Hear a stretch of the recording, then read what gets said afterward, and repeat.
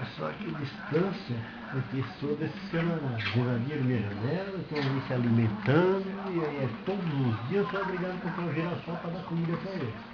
Não é um barulho danado, é periquito e dando arroz, pirela para as rolinhas. Sou obrigado a alimentar. Mas eu fiz um compromisso que eu não posso começar a fazer isso. Mas eu estou suspeitando eles desse jeito.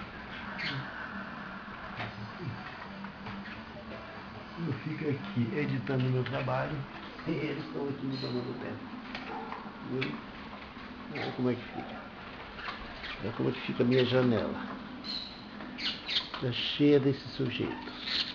Barulhentos. Olha como é que chega. Olha meu pássaro preto como fica. Doido para sair para dar um couro neles. E eles estão brigando lá, os periquitos, só.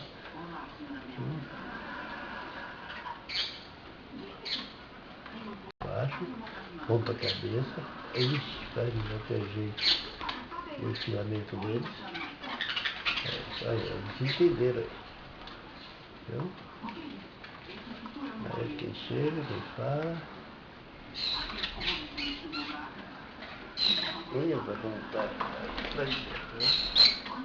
Entra pra dentro de casa, eu não tô nem aí, eu tô aqui, gente. Vem aqui plantar um notebook. Vem aqui pra cima da meu notebook.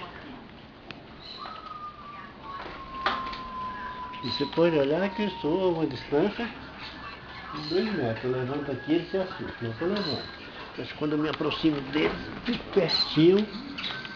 Eu vou para pertinho deles e eles não estão nem aí. Olha a janela toda decorada, não é lindo?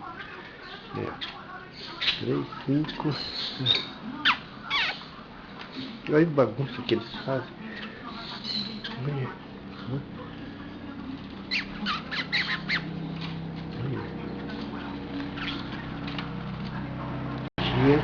Em Chicago, Estados Unidos, eu morro de dar risada.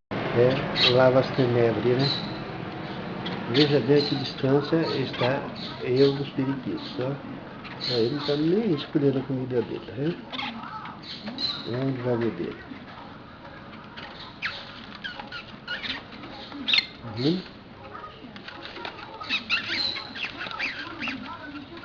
Ele não se incomoda não.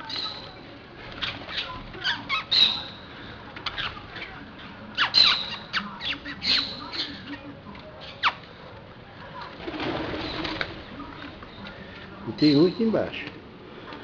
Vou olhar que minha barriga está aqui, ó, e o periquito está aqui, bem para cima, tá vendo? Vou pegar no rabinho dele. Ele não deixa de sair de lá. Tem 3 aqui, ó. Vamos pendurar. Para.